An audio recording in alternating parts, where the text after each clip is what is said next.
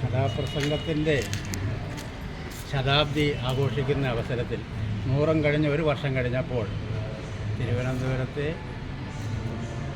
കഥാപ്രസംഗ പരിശീലന കേന്ദ്രത്തിൽ അതിൻ്റെ വാർഷികം നടക്കുക. ഈ അവസരത്തിൽ ഇവിടെ വരുവാനും ഒരു ജ്ഞാനത്തിൽ എനിക്ക് ഏറ്റവും ഇഷ്ടപ്പെട്ടതാണ് ഗ്രന്ഥദാനം. ജ്ഞാനത്തിൻ്റെ മാർഗത്തിൽ വേണം ആൾക്കാർ വളരെ അന്ധകാരം മാറണം, വെളിച്ചമുണ്ട്.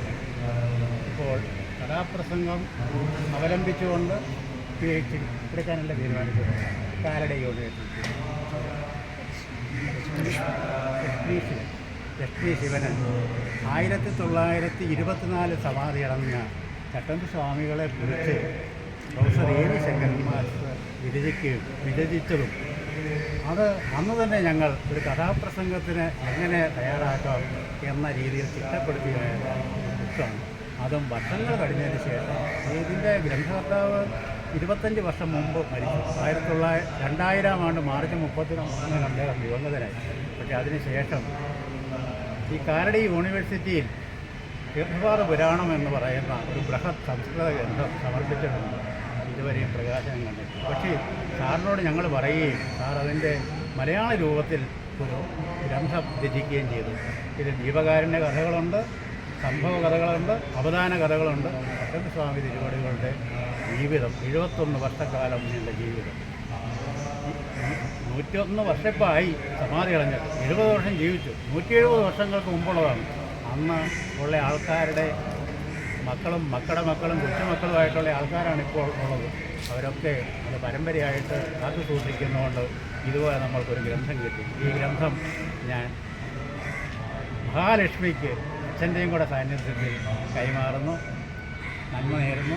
PhD ബിരുദം കിട്ടിയതിന് ശേഷം പൂർവ്വ വിദ്യാർത്ഥികളുടെ ഇതുപോലുള്ള വാർത്തകങ്ങൾക്ക് വരണം എന്നുള്ള താല്പര്യവും അറിയിക്കുന്നു. ഇത് കഥാപ്രസംഗമാക്കിയില്ല. 1 മാസം ഒരു കഥ വെച്ച് പുളിമാത്ത് ശ്രീകുമാരാണ്. എനിക്കൊരു സ്വപ്ന ദർശനമുണ്ടായി പന്മന ആശ്രമത്തിൽ വെച്ച് ഇതൊരു കഥാപ്രസംഗമാക്കണം. അങ്ങനെ പരലോകത്ത് നിന്ന് മേഘപാളികളിൽ കൂടി ഈ സ്വാമികൾ വരുന്ന പോലെ എനിക്ക് പന്മന വെച്ച് തോന്നുകയും ഞാൻ രാധികൻ പുളിമാത്തിനെ വിളിക്കുകയും പുളിമാത്ത് തിരുവനന്തപുരത്ത് വന്ന് ഈ കഥകളെല്ലാം പഠിച്ചതിന് ശേഷം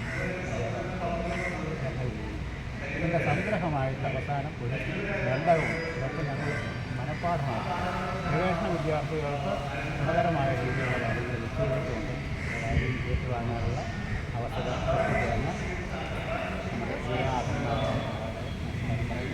നമ്മുടെ പറഞ്ഞു 2 പേരും കൂടെ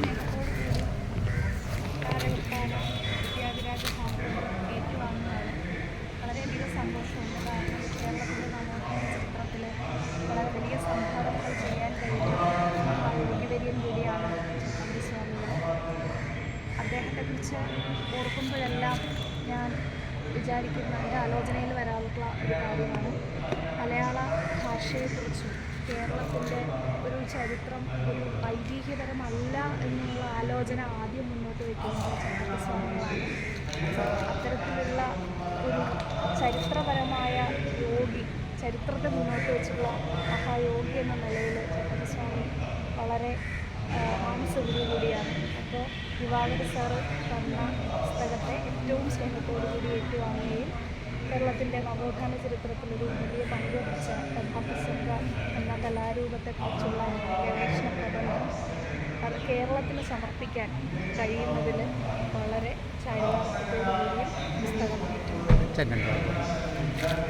ഇവിടെ ഇതിൻ്റെ പൂർവ്വ വിദ്യാർത്ഥി സംഗമത്തിൽ എത്തിച്ചേർന്നപ്പോൾ ഇതിൻ്റെ ഉദ്ഘാടനവുമായി ബന്ധപ്പെട്ട് ഒരു പ്രഭാഷണം നടത്താൻ എൻ്റെ മകൾ ലക്ഷ്മി ശിവന് അവസരം കിട്ടുകയും ഒരു കഥാപ്രസംഗത്തിൻ്റെ ഒരു അഭിനയകാംക്ഷി എന്ന നിലയിൽ ഇവിടെ ഇതിൻ്റെ തുടക്കം മുതൽ എത്തി അതിനെ വളരെ വിശദമായിട്ട് വിശകലനം ചെയ്തുകൊണ്ടിരുന്ന തൻ്റെ ഔദ്യോഗിക ജീവിതത്തിനിടയിലും അതിന് സമയം കണ്ടെത്തുകയും ഇവിടെ രാവിലെ മുതൽ വൈകിട്ട് ഇവിടെ എത്തുകയും ഈ പുസ്തകം പട്ടാരകപ്പാന എന്ന് പറയുന്ന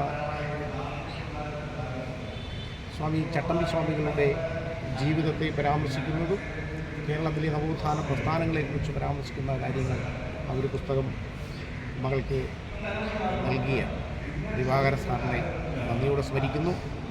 അതിനേക്കാൾ ഉപരി ഈ എഴുത്തിനെയും ഇത്തരത്തിലുള്ള കലാരൂപങ്ങളെയും ഒക്കെ ഇന്ന് മനസ്സിലേറ്റി നടക്കുന്ന മനുഷ്യസ്നേഹിയായ കലാസ്നേഹിയായ ദിവാകര സാറിനെ എന്നും മനസ്സിൽ സൂക്ഷിക്കും.